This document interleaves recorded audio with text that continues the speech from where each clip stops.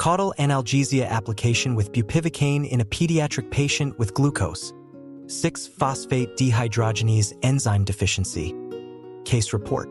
Mehemet Kara, Cevdet Yardımcı, Yesim Andrin Sanali. Introduction.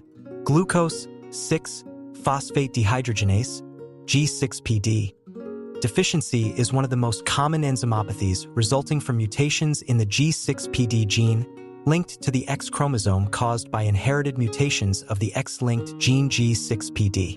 G6PD deficiency makes red cells highly vulnerable to oxidative damage and therefore susceptible to hemolysis. Over 200 G6PD mutations are known. Approximately one-half are polymorphic and therefore common in various populations. Some 500 million persons with any of these mutations are mostly asymptomatic throughout their lifetime. However, any of them may develop acute and sometimes very severe hemolytic anemia when triggered by ingestion of fava beans, by any of a number of drugs, for example, primaquine. Rasburicase G6PD deficiency is typically inherited as an X-linked recessive trait and is more common in males than females. G6PD deficiency makes red blood cells highly vulnerable to oxidative damage, leading to sensitivity to hemolysis caused by inherited mutations of the X-linked gene G6PD. G6PD deficiency makes red cells highly vulnerable to oxidative damage and therefore susceptible to hemolysis. Over 200 G6PD mutations are known. Approximately one-half are polymorphic and therefore common in various populations. Some 500 million persons with any of these mutations are mostly asymptomatic throughout their lifetime. However, any of them may develop acute and sometimes very severe hemolytic anemia when triggered by ingestion of fava beans, by any of a number of drugs, for example, primaquine, rasburicase. Many agents used in anesthesia can cause hemolysis in patients with G6PD deficiency. In this case, we plan to present the anesthesia management of a pediatric patient with G6PD deficiency who underwent orchidopexy and circumcision surgery. Case. Orchiopexy and circumcision surgery was planned by the pediatric surgery clinicians for a 4-year-old male patient weighing 16 kilograms.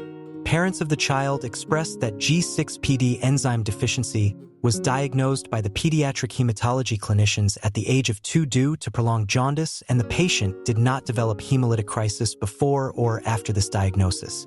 No pathological findings were detected in the patient's preoperative physical examination. Preoperative hemogram and biochemical values of then patient were observed as follows. Hemoglobin, HB 8.9g/dl. Hematocrit, HCT 28%. Mean corpuscular volume, MCV 55.3 FL. Erythrocyte, 5.06x106/L. Platelet, PLT 411x103/L. Blood urea nitrogen, BUN 20.76 mg per deciliter. Serum creatinine, S-Cray 0.40 mg per deciliter. Alanine aminotransferase, ALT 10.2 IU/L. Aspartate aminotransferase, AST 26.9 IU/L. INR 1:12. After a 6-hour preoperative fasting period, the patient was taken to the operating room 25 minutes after premedication with 0.5 milligrams per kilogram, 8 milligrams, oral midazolam. After routine ASA monitoring and induction of general anesthesia with sevoflurane, intravenous line was inserted with a 24G intracath. Fluid replacement was obtained with this intravenous line. After intravenous administration of 1 μg/kg fentanyl and 2.5 milligrams per kilogram propofol, a laryngeal mask LMA was successfully placed on the first attempt.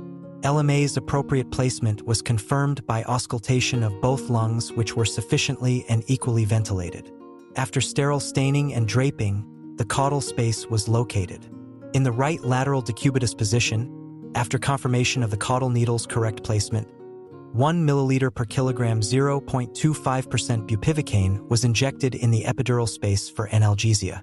The patient was placed in the supine position again and surgery was started. Anesthesia was maintained with a mixture of 50% O2 plus 50% dried air and 2% sevoflurane.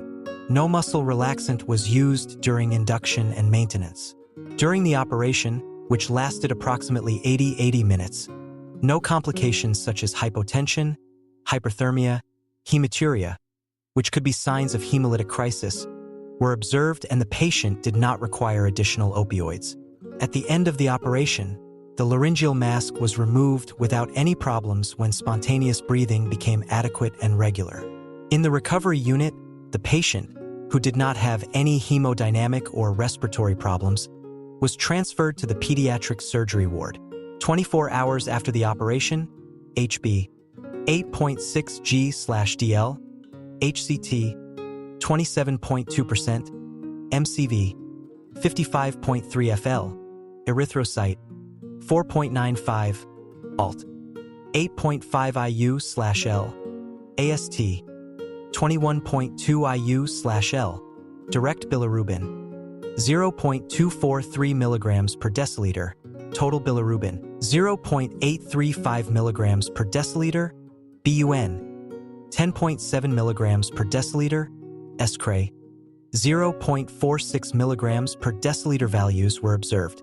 The patient, who did not have any problems during the follow-up in the ward, was discharged 2 days later.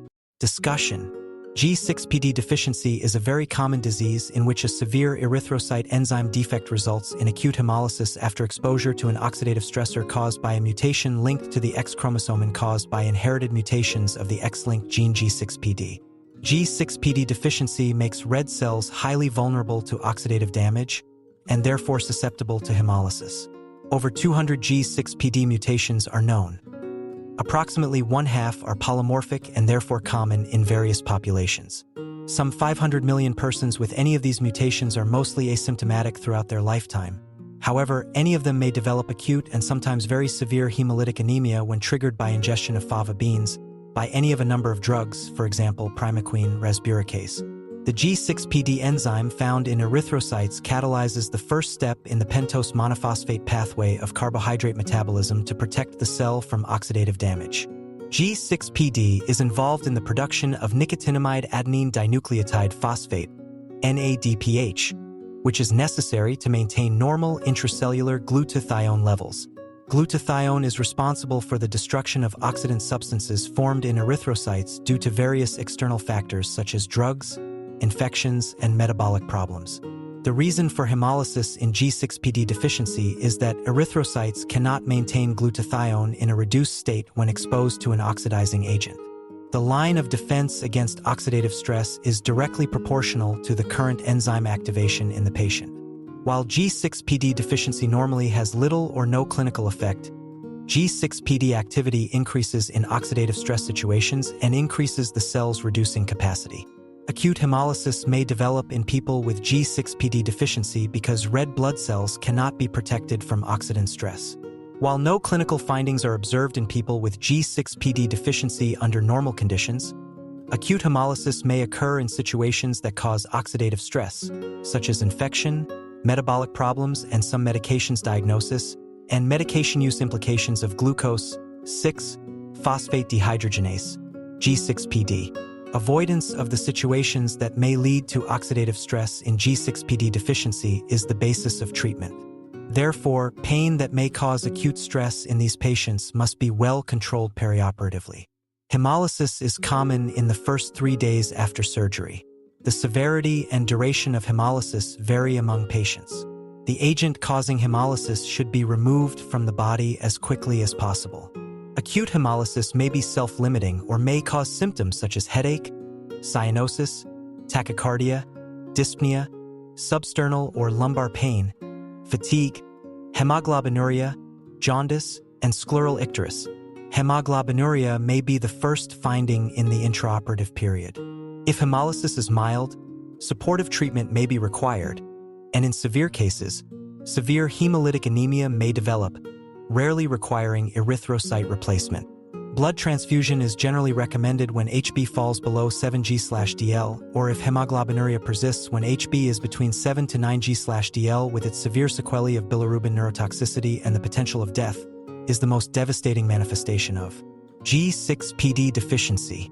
In a recent review of Favism, Lozado and Ariz state that the pathophysiology of jaundice in G6PD deficient neonates is different from that of Favism, as there is little evidence of hemolysis in these infants. Objectives. to explore the role of hemolysis in neonatal hyperbilirubinemia associated with G6PD deficiency. Methods. Previously published works including studies of endogenous production of carbon monoxide, CO. Therefore, daily hemogram and urine should be monitored in patients receiving general anesthesia during the postoperative period. Many agents used in anesthesia have been associated with acute hemolysis in individuals with G6PD deficiency. It has been suggested that anesthetic agents such as midazolam, diazepam, ketamine, halothane, sevoflurane, and prilocaine have an effect on G6PD enzyme activity, and that especially sevoflurane, isoflurane, diazepam, and midazolam have an inhibitory effect, but it has been reported that further research is needed on the subject with an estimated 400 million people worldwide carrying a mutation in the G6PD gene that causes deficiency of the enzyme. Although drug-induced hemolysis is considered the most common adverse clinical consequence of G6PD deficiency, significant confusion exists regarding which drugs can cause hemolytic anemia in patients with G6PD deficiency. In the absence of consensus among physicians, patients are subject to conflicting advice, causing uncertainty and distress. In the current review, we aimed, by thorough search of the medical literature, to collect evidence on which to base decisions either to prohibit or allow the use of various medications in patients with G6PD deficiency. A literature search was conducted during May 2009 for studies and case reports on medication use and G6PD deficiency using the following sources. Medline, May 2009. It has also been emphasized that when the use of these inhibitory agents is necessary, their side effects can be minimized by careful dose adjustment. Valiaveden et al. Stated that all general anesthetic agents are generally safe and supported this in their study. In the literature, malignant hyperthermia has been reported in only one patient during the use of halothane due to the use of general anesthetic agents. In another case reported by Goy et al., 5 ml of mepivacaine was used to a 3-year-old boy necessitating dental therapy under general anesthesia. For this patient, also sevoflurane and rocuronium was used in the induction, and propofol and remifentanil infusions were used during general anesthesia maintenance. Local anesthetic drugs such as prilocaine and lidocaine should be avoided in individuals with G6PD deficiency due to the risk of methemoglobinemia. Bupivacaine has been reported as a safe agent in G6PD deficiency. Takahashi et al. Reported anesthesia management of a 22 kilograms 5-year-old boy in need of upper labial frenulum excision. They reported use of midazolam and dexmedetomidine infusion for sedation for 15 minutes duration of procedure, and 1 milliliter of 2% lidocaine for local anesthesia of the excision site. They reported no undesired side effects such as hemolytic crisis up to a week postoperatively. In the postoperative period, reducing pain is important because it prevents oxidative stress and prevents hemolysis. Accordingly, agents containing antioxidant vitamins and minerals should be used in the preoperative period and pain should be reduced in the postoperative period. Adequate doses of paracetamol are generally recommended for postoperative pain in children, but there are some concerns about the safety of this drug in patients with G6PD deficiency, and therefore it should be carefully evaluated for these patients. For this reason, paracetamol was not used in our patient. Regional anesthesia can be applied in children, but it is usually combined with general anesthesia or used for postoperative pain control. We also applied the Caudal Analgesia technique in our patient for intraoperative analgesia and postoperative pain control.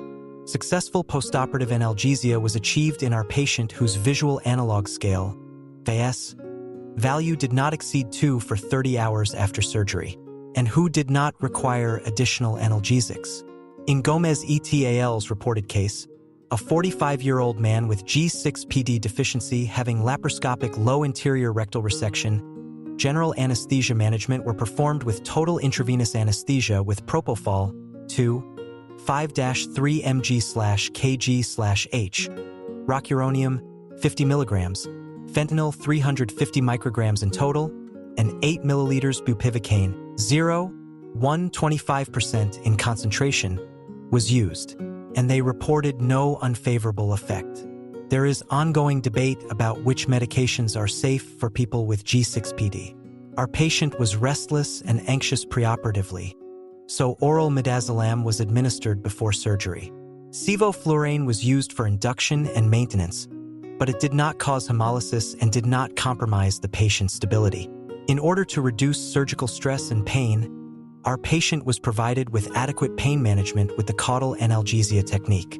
The lack of need for muscle relaxants with laryngeal mask application prevented the use of additional medications. No intraoperative or postoperative problems were experienced. We believe that the short duration of the operation and careful adjustment of the inhalation agent dosage contributed to this. Conclusion: as a result, in patients diagnosed with G6PD deficiency who will undergo general anesthesia, the stress caused by surgery and anesthesia should be reduced, agents that may cause hemolytic crisis should be avoided, and a safe perioperative anesthesia plan should be made. There are concerns about triggering hemolytic crisis with agents such as sevoflurane, isoflurane, and midazolam in the performance of general anesthesia in patients with G6PD deficiency. Premedication with midazolam, induction of general anesthesia with sevoflurane plus propofol, maintenance of general anesthesia with sevoflurane and caudal analgesia with bupivacaine may be used with caution of local anesthetic toxic doses.